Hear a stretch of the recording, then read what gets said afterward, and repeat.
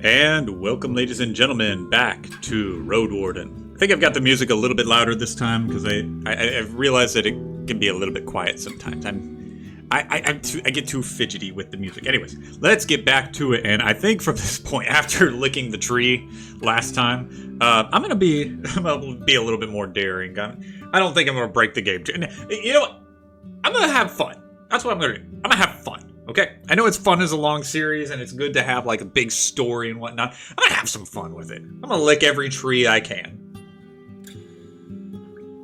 All right, let's pick up back where I love the music for this game. All right, so we were just talking to the lady. I forget her name, but the mayor lady. Okay, so mayor lady of the town. Alright, and so now I've got some questions to ask her. So we're going to start by asking about the previous Roadwarden. She stares you in the eyes and turns toward total dangers! Is your palfrey a mare? We have 2 jacks, could use some mules.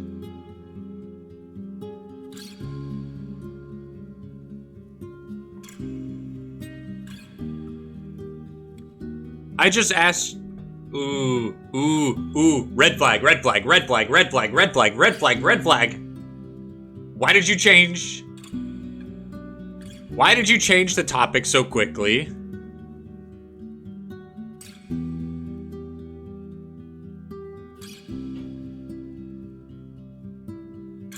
I'ma press that. I'm looking for Asterion. I heard you, but he's not welcome. Ooh, but he's not welcome here, and... I don't know where he went. We haven't burned him or fought his awoken shell. Wherever he is, a long pause. It's not our problem. What are his wrongdoings? If you have to know, he failed and won't get a second chance. He was meant to escort Agidia, a daughter of mine, to her betrothed in Gale Rocks. She was a great archess, and the road from here to the coast is not that dangerous. When saw goblins on the road, Asterion ordered to push through right into their trap. She touches her deer-shaped buckle. They got jumped like a bunch of wealthy pilgrims. A Roadwarden worth their gruel should know better. Okay? He can fight with a blade, but my girl, she never had a chance. Wow. Oof. Alright. She sighs and looks at the gate. He disappeared soon after his pitiful attempt at apologizing to me, and we closed our doors behind him for good. I'll let you know if he ever tries to return. Okay. We're gonna ask if, let's ask about the daughter. For a few breaths, her green eyes seek something in your face. Her words are careful yet hesitant. She's with the fogs. Oh man, that's so sad. The goblins were after food, so they carried her shell away. One day she's going to charge at our walls, awoken and empty. Even though she was a bit mawkish, her heart was strong and patient. She listened to people. She was ready to help them, to cry with them. I could tell you stories, but what for? Let the dead rest.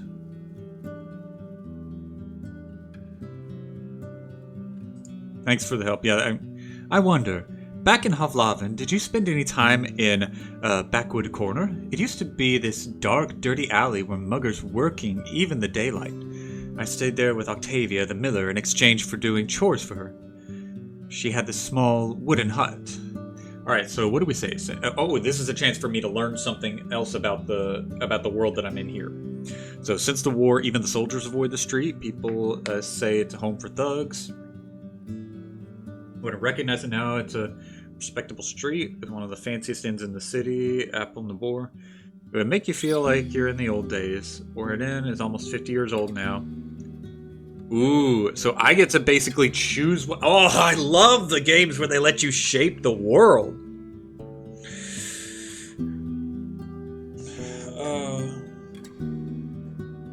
What will we do? All right, I'm gonna say it's improved. We're gonna say that you got the thing with the apple and the bear. You describe how a family of Southerners started a large shipyard right next to the alley, working on exotic boats in unusual shapes. Needing hands to work, they offered food and coins to many local thugs, and with time, more light and stalls showed up in the alley. As you described the new inn, Thias burst into cheerful laughter. So it's the same family that ran the Boarhead Inn? And to think, what was your... I forgot what your accent was. I'm just going to roll with it. Yeah, I don't think you're going to be an important enough character if micro. Okay. We got 6 hours before dusk. Okay. The next day, we're tasked to lead him back to the inn. People like her, brave enough to bear the toil of the world, are going to bring salvation for us all. What would it take to make you consider joining Havlaven? I can consider it right now. While she laughs, her eyes remain keen. But if you want me to give you some answers, let's see. She looks up and to the right, theatrically raising her hand to her chin.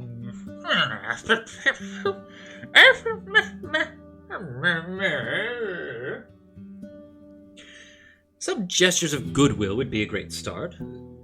Since you're the guild's messenger, I need to know that you can be relied on. She gives you a wide, white grin. And that's only the first step, I assume. Of course. Do you even have the power to handle tax negotiations? She scoffs loudly.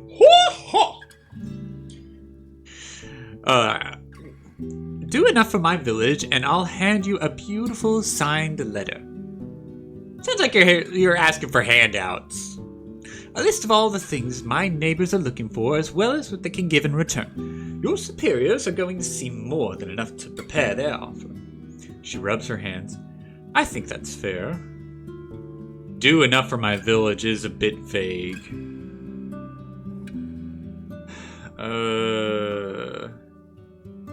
Yeah, it's very vague. I mean, because y'all are doing really well right now. Like, you guys, you said you're doing great, so you're starting to skeeve me out a little bit. Do enough for my village is a bit vague. She nods toward the people gathered at the tables. I'm the ruler of this place. My friends trust me because I see things as they are, and I'm willing to act. Prove that you're helpful, and they'll be happy to match your efforts. I want you to succeed. She puts her hand on her chest. But we don't give strangers more than we can get from them. If you want me to argue in your favor, show us your worth. Looks like we're in agreement. Perfect.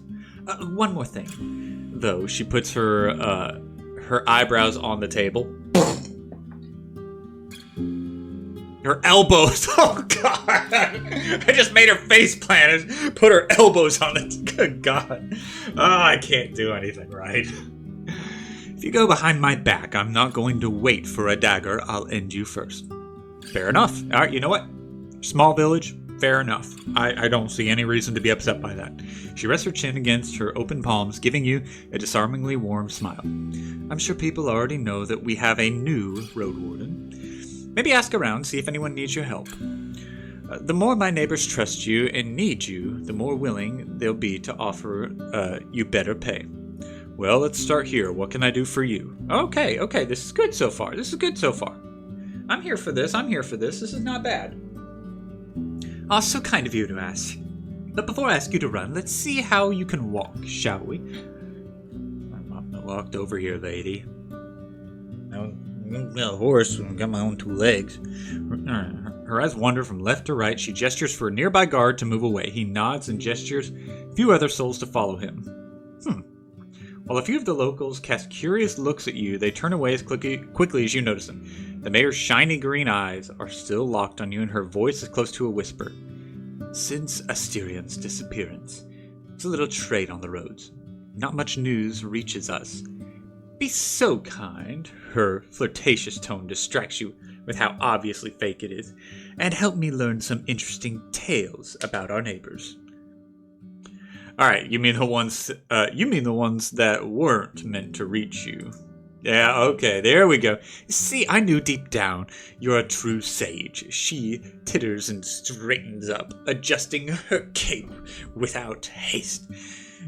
Do you have something to share? Alright, what do we have? What do we have? Squad that made camp at the southern crossroads is now nothing more than 2 people.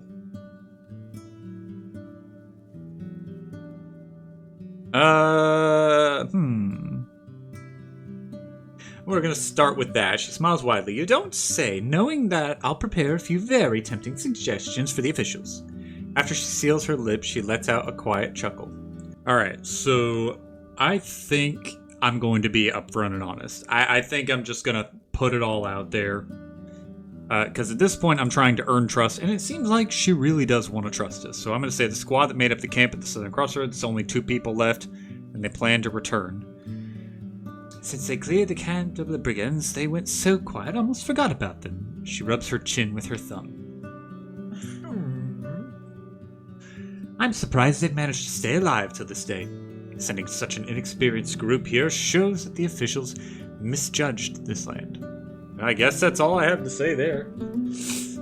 Tell me, how do people dress in the city these days? Is it similar to what we have? Before the war, merchants were wearing those really long dresses and robes, way too long for my taste. They got mud stains after every rain, and I see no reason to keep shoes completely hidden. If I was being honest, if I'm just going by my instincts, I'm not sure. I don't pay much attention to fashion. She pushes you with more detailed questions. What do the merchants wear? How about the priests? The armors have linen and padding. You struggle to say much. She finally falls silent, observing you with annoyance. Alright, sorry. I just something real. Why can't I say I have no news to share, I wonder? I saw a weird tree, south from here, the one with the altar in front of it. Yeah, let's ask about that. She straightens up and raises her chin. You mean a beholder, the guardian spirit of our wetlands. Whoops, I licked him! Every fall we bring our gifts in return, and in return it provides us with its blessed fruit. The flesh of the forest, she stares into your eyes. It's older than the oldest books and the oldest thoughts. The druids helped us honor its sleep and show us how to ask for its help. Neither of these rituals, she scoffs, would be of use to you. Well, I kind of want to know more about that. Why not tell me more about that? Let's see. What do you think about the scavenger who was here before? Yeah. Ah, he's still alive, she says with distaste. He brought us some news from the north and paid off his debt to us. But he's an idler and a prattler. Drinks, too. The farther away he stays from here, the better. I am glad that I didn't bring him back here. That would have been bad. Wow, good freaking call, Steven. Whew. Okay. Alright, seem fairly well off here, even more so than the other people in the... Ooh. Dude, I don't know that I want to say that. I don't know if I want to put her on the spot calling her a cheat or something like that. I was in the ruined village south from here. Let's ask about that. Her tense gaze shifts into an awkward click of her tongue as she leans away from you. I don't even want to think about their tragic fate. No one can negotiate with the wrath of the herds. A long pause. And I better not find you upsetting my neighbors with these sad questions. It was a challenging time for us all. A wound we won't forget. Okay, I guess that's going to be it. Have you heard about the necromancers in the north? She taps her fingers on the table. Yes, I have. After you ask her to tell you more, she seems to regain her confidence. You mean White Marshes, for sure. I don't know all that much about what's happening there. We avoid their lands if we can. She frowns. I shouldn't gossip about it with strangers. We can talk about it on another occasion. Okay, fair enough. Let's talk about Howler's Den, because I'm trying to get through some of this stuff so we can move on a little bit. We got 6 hours still. Okay, that's fine. It is what it seems like, the greatest village in the far north. She raises her hand and makes an inviting gesture. Though I hope to still improve this and that. She winks at you, but is suddenly interrupted by the pained cry of a little boy who hurt his knee during a fall. An amused elder tries to calm him down. The mayor shrugs it off and titters and meets your eyes again. Life is good here. We have what we need and a lot of what we want, building on top of more than 12 generations of hard work and bravery. She spends a few minutes telling you about mouthloons, wheat, rye, hemp, tell me some more about that hemp, and wool, proud of every glimpse of prosperity. Whenever she mentions artisan, shepherd, or farmer, she doesn't miss a chance to mention how significantly she improved their conditions. She also omits some topics. You hear no tales, songs, ancestors, rituals, or days of prayer. It's like listening to a tax collector. Only at the very end of her speech does she mention the wisdom of the elders, now kept in teachings of the druids who help her guide those who trust her. They heal our wounds in our gardens, she explains, but then changes the topic to all the fruit trees, hares, and nuts. Did y'all make a deal with someone? Once she's done, I nod politely. We talk and talk, but I still don't know where you are from, jelped the Dunker. What's your story? Have you lived in a hovloven your entire life? Ooh, do I want to be shady and mysterious? Oh, only for a bit. I was raised in a small village just nearby. Moved to the city after I decided to look for luck as a Roadwarden. In a way, I know as well as the city folk, but every spring, train... Okay. Alright, so I'm a scholar, so do I want to pick something that fits that scholar approach?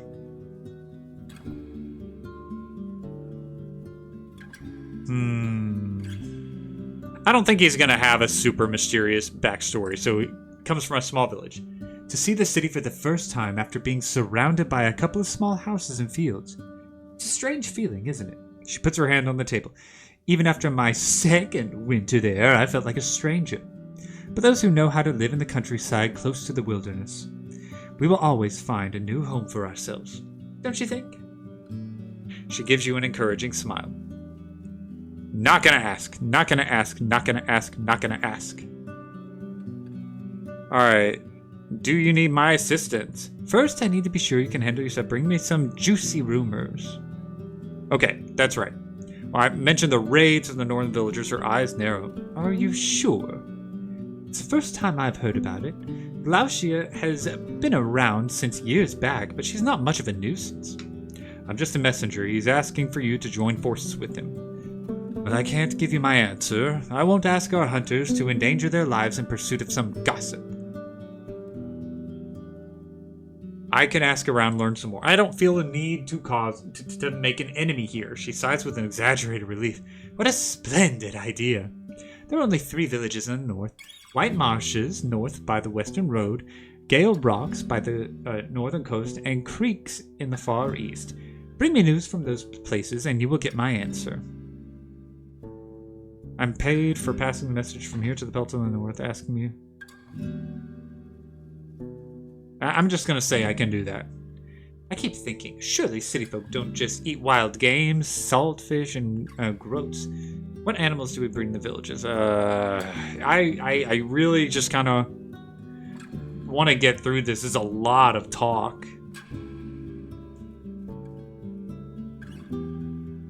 I eat meat. There's barely any meat. People started to raise crickets and rats. It's not... I've been saying it's not that bad.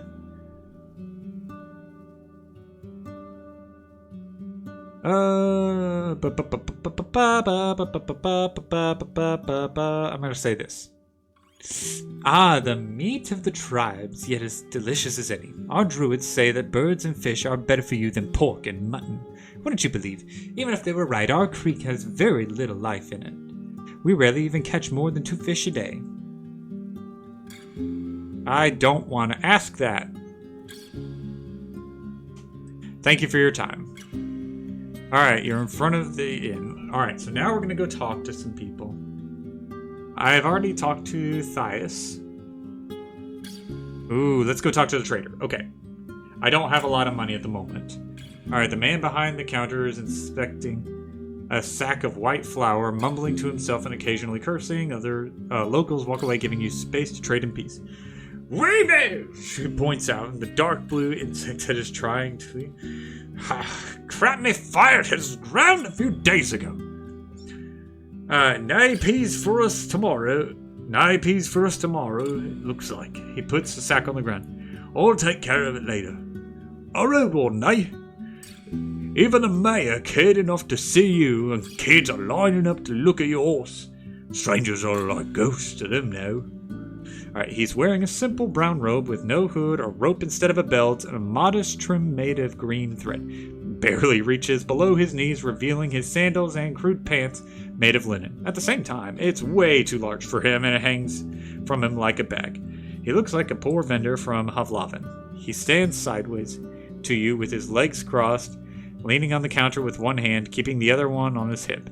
He's about 40, short and a bit greasy, with a humble beard and hair. His fingers are unusually long. We've not done playful yet.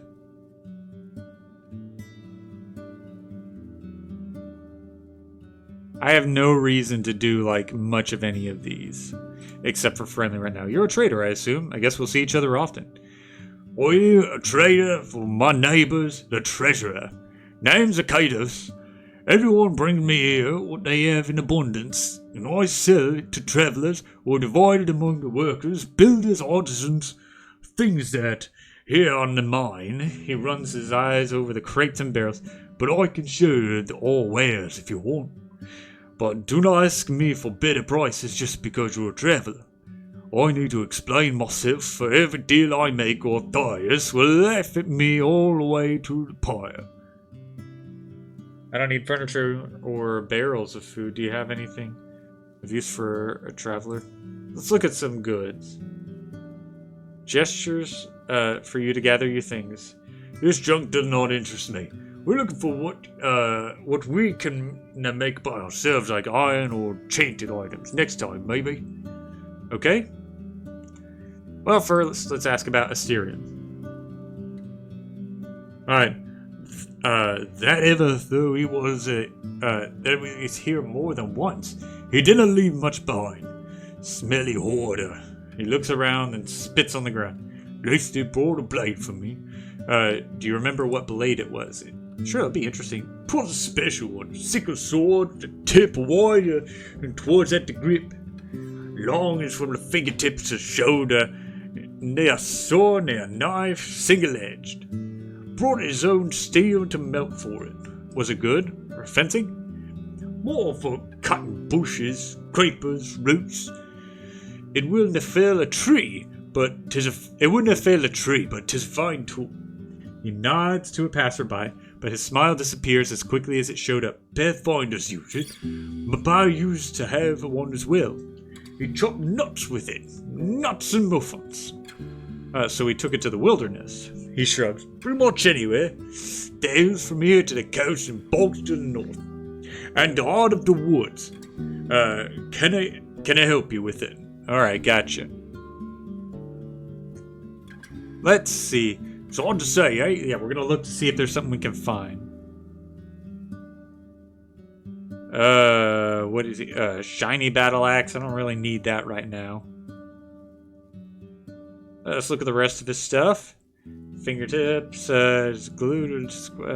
Do I see anything that's useful? Plates for candle, lantern, basically. Hiding glue are easy to.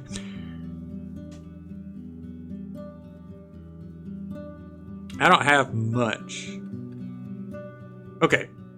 The last sack is as wide as a saddle and 3 hands tall. Contains a whole bunch of undyed linen sheets. We usually keep them for traders. But we could use a few dragon rings. And who knows if there's ever going to be the next caravan. Depends on what you want for it. Yeah, I don't have anything. Nothing for now. I'm gonna walk away. Alright, yeah, I don't really have much of anything else. Let's go talk to the innkeeper. Even though the counter stands outdoors, it's not rotten or dirty, and you guess that, like the other furniture, It's brought inside every night. Eric's approaches you with a smile and leans on its surface with his fists.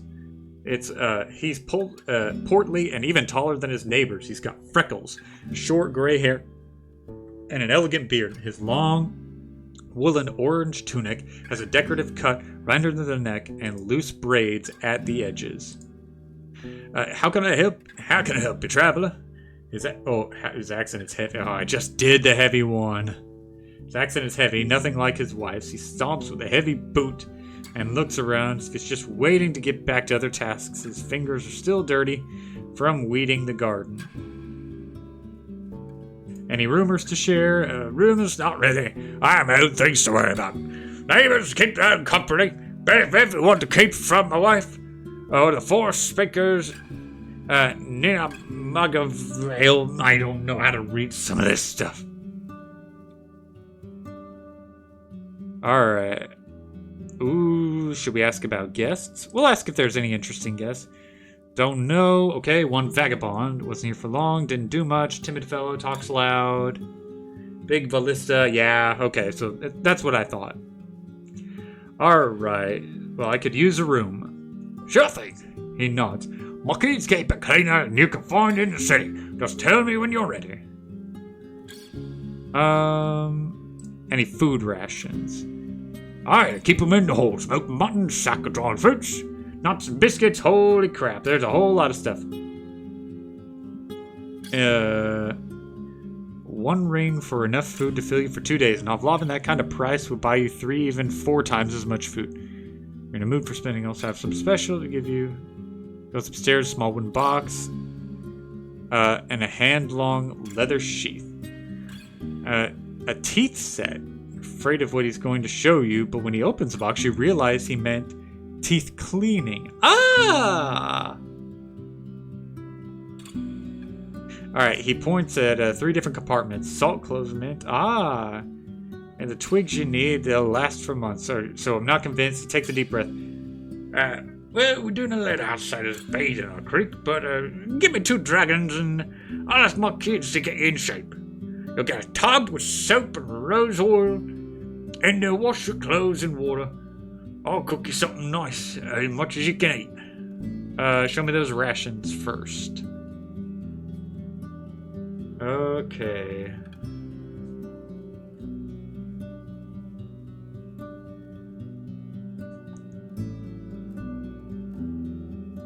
I'm good on food, and I've got rations. We'll do that because I want to keep my, it's probably a bad call, but I want to be able to keep my appearances up in case I need to.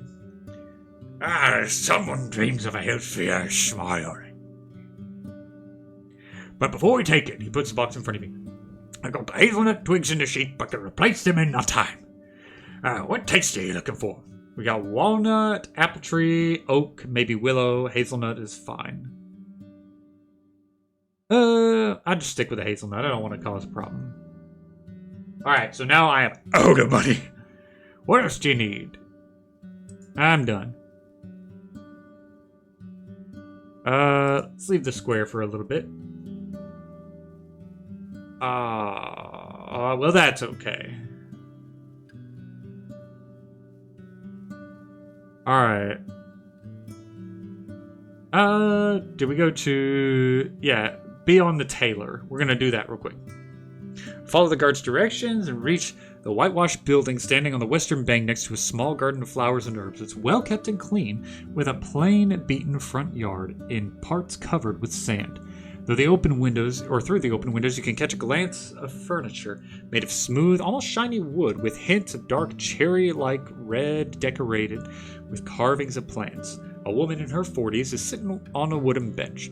The table is covered with fabrics, threads, and needles made of bone and iron. She's sewing a long sleeve to what's going to become a blue tunic. Her movements are quick and confident. Her brown, wavy shoulder-length hair is tied into a wreath-like braid, but other than that, her clothes are simple and inconspicuous. She doesn't have a left leg, but you don't notice any cane. You observe her for a few moments without sparing you some, or, yeah, until, without sparing you so much as a glance, she encourages you to speak with a grunt. Looking for a tailor. I'm going to ask a couple of questions. Boredom in her voice is palpable. I'm not the bard. Okay. Never mind. Let's go to the square. And we're gonna see if we need any help. Ew, no, what? There's something urgent. I got medicament for my daughter. Now that she's hunting or anything, he raises she's a teen. Forget it. She's a teen. She wants to start hunting in the woods. Can't teach her much, but it'd sleep better. They're having a healing potion. You have, he hesitates, almost 9 days. Bring me the potion before the... Oh.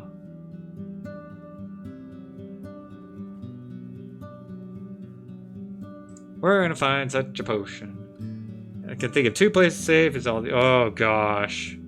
More tasks to keep track of. Man, I just need to get through the day so I can make some money, because every task that I get is like taking me multiple days. Oh gosh. Alright. Alright, fine. I'll look for it. Nothing for now. I'll walk away. Alright, let's take a look at the innkeeper.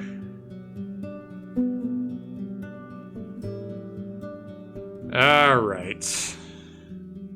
Well...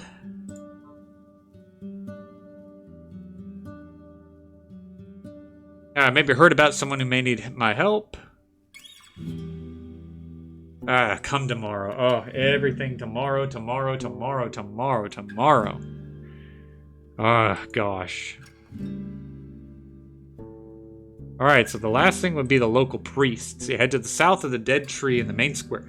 Before you get to the second thatched building, a large man stands up from a bench and gets in your way. He's close to 50, taller than most people you've seen in your life, broad-shouldered. His hair is short beard, brown, matching his elegant woolen robe. No, wooden robe.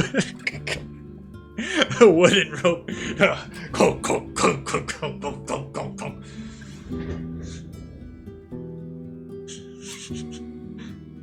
A thick club is attached to his right wrist with a leather strap. He left his sandals by his sitting spot. Many want to speak with our guides and teachers. He speaks with a solemn, strong voice. But you're not welcome here. Turn back, stranger.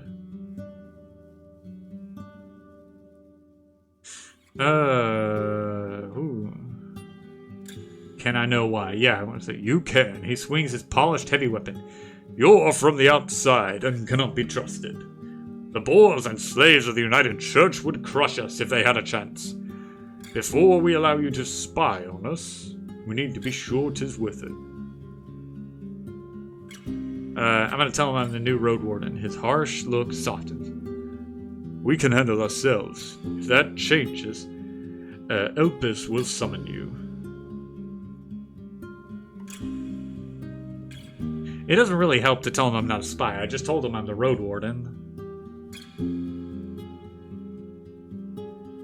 Alright, so I'm just going to turn back at this point. So really, there's not too much else to do.